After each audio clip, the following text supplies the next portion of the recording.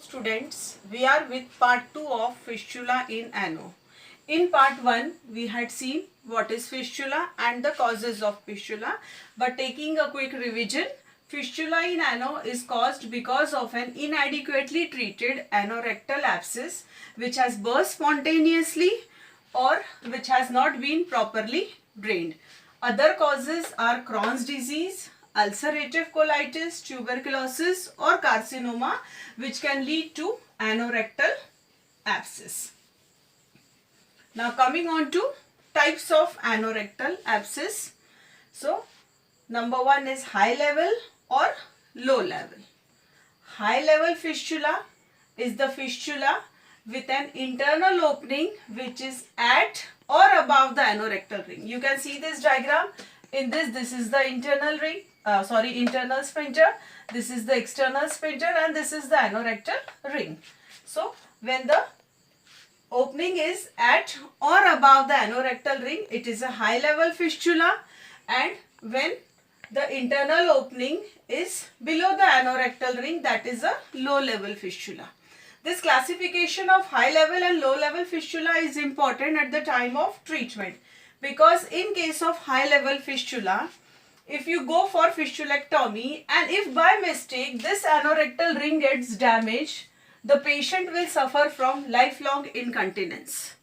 Lifelong incontinence means he will have no control over his motion and always his stool will unknowingly pass out. So that is high level and low level fistula.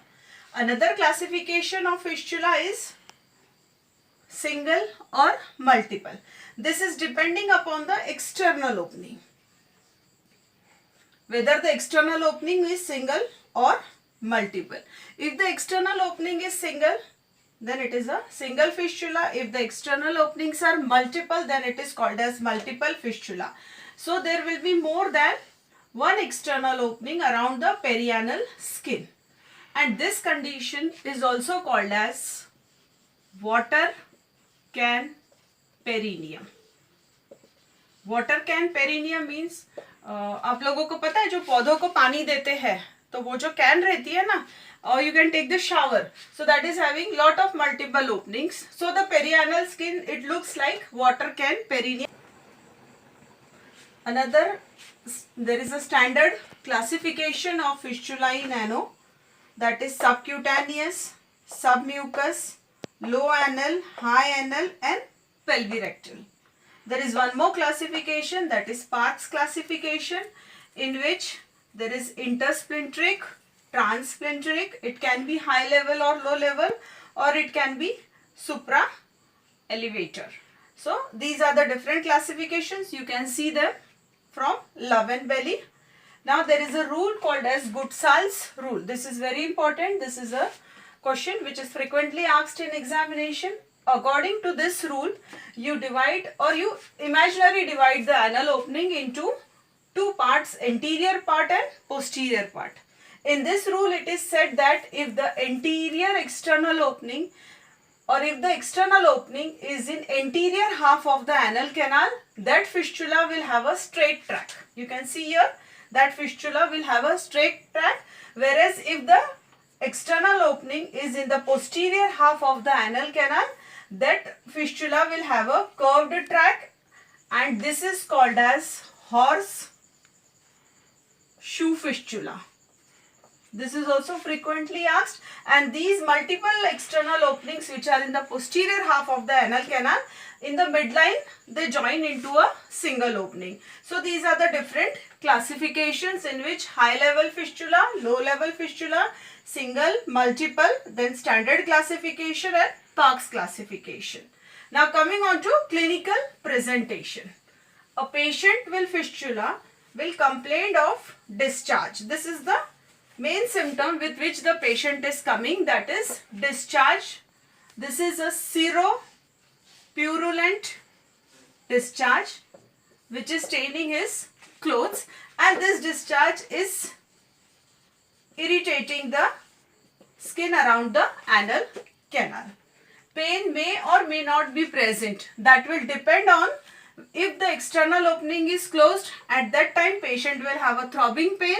But if the opening is open, all the discharge comes out and patient will not complain of pain. Another symptom is history of repeated perianal abscesses in his past. On examination, if you see the perineum, you can see the external opening. They can be single or multiple. In digital examination is done with your fingers. You wear gloves, you apply xylocaine jelly to your finger and you insert your finger into the anal canal. You can feel the internal opening as a nodule. So that will confirm that there is an internal opening. In proctoscopy, this examination is done with the help of a proctoscope. Proctoscope is having an obturator part which can be withdrawn. So you introduce this proctoscope into the anal canal and you can visualize the interior and you can see the internal opening. So these are the features. Now coming on to treatment.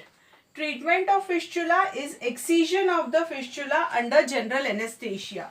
A probe is taken and that probe is introduced through the external opening, and through that probe you know that where is the whole tract going and you excise whole of the tract.